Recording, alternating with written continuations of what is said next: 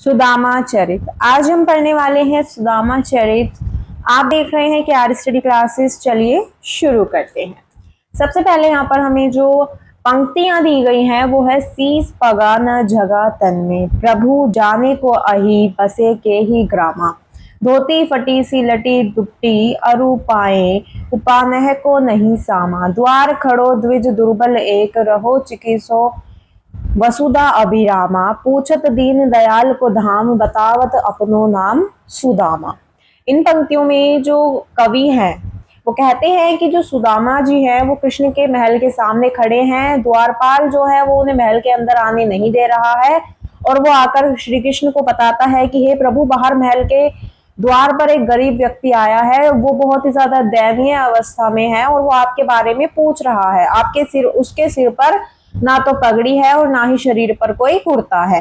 पता नहीं वो किस गांव से चलकर आया है और उसने यहाँ पर आकर हमें कुछ नहीं बताया है, वो सिर्फ आपसे मिलना चाहता है। वो फटी हुई धोती और गमछा पहने हुए है, उसके पैरों में जूते भी नहीं है। द्वारपाल जो है वो आगे कहता है कि दरवाजे पर खड़ा हुआ जो गरीब है वो कमजोर सा ब्राह्मण हैरान होकर पृथ्वी और महल के सौंदर्य को निहार रहा है और द्वारिका नगरी को देखकर बहुत ही हैरान हो रहा है। वो सुंदर महलों को बहुत ही हैरानी की दृष्टि से देख रहा है। वह दीनदयाल अर्थात आपका निवास स्थान पूछ रहा है और अपना नाम सुदामा बता रहा है। नेक्स्ट यहाँ पर जो पंक्तियां हैं, ऐसे बेहाल बिवाइन सो पग कंटक जाल लगे पुनि जोए, हाय महादुख पायो सखा तुम आए इतेना किते दिन होए, देखी सुदामा की दीन दशा करुणा करी के करुणा निधि रोए, पानी परात को हाथ छुओ नहीं नैनन के जल सो पग धोए। इन पंक्तियों में जो कवि हैं वो कहते हैं कि कृष्ण जो है वो सुदामा के विषय में जब सुनते हैं तो वो दौड़कर बाहर जाते हैं और सुदामा को वो बेहाल देखते हैं। सुदामा के बीमारियों से भरे हुए जो पैर है वो श्री कृष्ण ने कांटे खोजकर वो कांटे निकालते हैं सुदामा के पैरों से और प्रेम से बोलते हैं कि मेरे परम मित्र, तुम इतने दिन से कहाँ पर थे, तुम इतने ज्यादा दुख में थे, तुमने मुझे बताया भी नहीं और तुम इतने दिन से कहाँ पर थे। सुदामा का ऐसा हाल देखकर जो श्री कृष्ण है वो रोने लग जाते हैं और वो सुदामा के पैर उनके पैर धोने के लिए एक परात मंगाते हैं और अपने पैरों से, अपने हाथों से नहीं बल्कि अपने आंसुओं से उनके पैर धोते हैं। नेक्स्ट है, कछु भाभी हमको दियो सो तुम काहे न देत, चापी पोटरी काख में रहे कहो के ही हेतु, आगे चुना गुरु मातु दये ते लय, तुम चाबी हमें नहीं दिने, श्याम कहाए मुस्काए, सुदामा सो चोरी की बान में हो जू प्रवीणे, पोखरी काख में चापी रहे तुम खोलत नहीं, सुधा रस भीने, पाछिली बानी अजो न तजो तुम, तेसई भाभी के तंदुल कीने। इन पंक्तियों में जो कवि हैं वो कहते हैं कि जो श्री कृष्ण है वो कहते हैं कि मेरी भाभी ने मेरे लिए जो भी भेजा है वो तुम मुझे दे दो, तुम मुझे दे क्यों नहीं रहे हो। वो पोटली में चावल लाए हैं और वो उस चावल की पोटली को छिपा रहे हैं। कृष्ण उन पर ताना मारते हुए कहते हैं कि जैसे उसने बचपन में उनकी गुरु माँ द्वारा दिए हुए चने उसे ना देकर खुद खा लिए थे, वैसे ही अब भी वो उनके तोहफे उनको नहीं दे रहा है। क्या वह चोरी करने में कुशल हो गए हैं? ये श्री कृष्ण जो है वो कहते हैं कि क्यों वह पोटली क्यों छिपा रहे हैं, उसे निकाल कर क्यों नहीं देते, उसमें से कितनी सुगंधित अमृत की खुशबू आ रही है।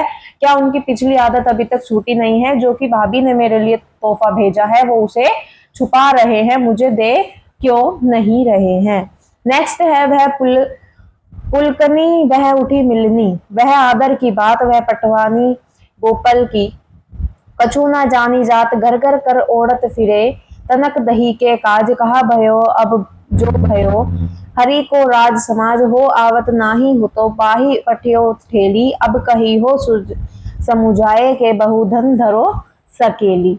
यहाँ पर इन पंक्तियों में जो कवि हैं वो कहते हैं कि सुदामा जो है वो सोच रहे हैं कि जब वो श्री कृष्ण के यहाँ पर पहुंचे थे तो तब उन्होंने बड़ी प्रसन्नता उन्होंने दिखाई थी, वो उठकर गले मिले थे, सुदामा का बहुत ज्यादा आदर किया था। विदाई के अवसर पर उन्हें खाली हाथ भिजवाने की बात सुदामा को जो है समझ नहीं आती है और वास्तव में जो कृष्ण है वो सुदामा को उनको 2 मुट्ठी चावल खाते ही 2 लोगों की धन दौलत दे डाली थी, जिससे सुदामा बिल्कुल भी अनजान थे। सुदामा जो है वो कृष्ण के बचपन को याद करके सोचते हैं कि यह वही कृष्ण है जो थोड़ी सी मांगने के लिए घर घर हाथ फैलाया करता था, भला वह उन्हें क्या देंगे। सुदामा तो पहले ही से माखन चोर कृष्ण को जानते थे, पर उनकी पत्नी ने ही उन्हें जिद करके यहाँ पर भेजा था। सुदामा जो है वो बहुत ज्यादा नाराज थे। वो सोच रहे थे कि अब जाकर वो अपनी पत्नी से क्या कहेंगे कि बहुत धन मिल गया है, अब इसे संभाल कर रखो। वे यहाँ आना नहीं चाहते थे। अब हालत यह थी कि जो चावल वो मांग कर लाए थे वो भी श्री कृष्ण ने ले लिए और बदले में उनको खाली हाथ वापस घर जाना पड़ रहा है। वैसोई राज समाज बने गजबाजी घने, मन संभ्रम छायो, केदो परियो कहू मारग भूली की फेरे के मैं अब द्वारका आयो।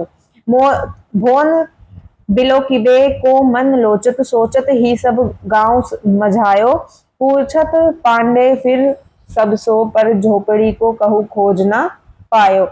इन पंक्तियों में जो सुदामा है वो अपने गांव में जाकर जब देखते हैं कि वहां पर द्वारका जैसा ही ठाट बाट है, वही राज समाज है, वहां पर उसी प्रकार के हाथी घोड़े हैं जैसे कि द्वारका में थे, उनके इससे उनका मन का जो भ्रम है, उनके मन में भ्रम छा जाता है। सुदामा को लगता है कि वो भूलकर शायद फिर से वापस द्वारका ही लौट आए हैं, वो रास्ता भूल गए हैं और द्वारका जैसे भव्य महल वहां पर बने हुए हैं।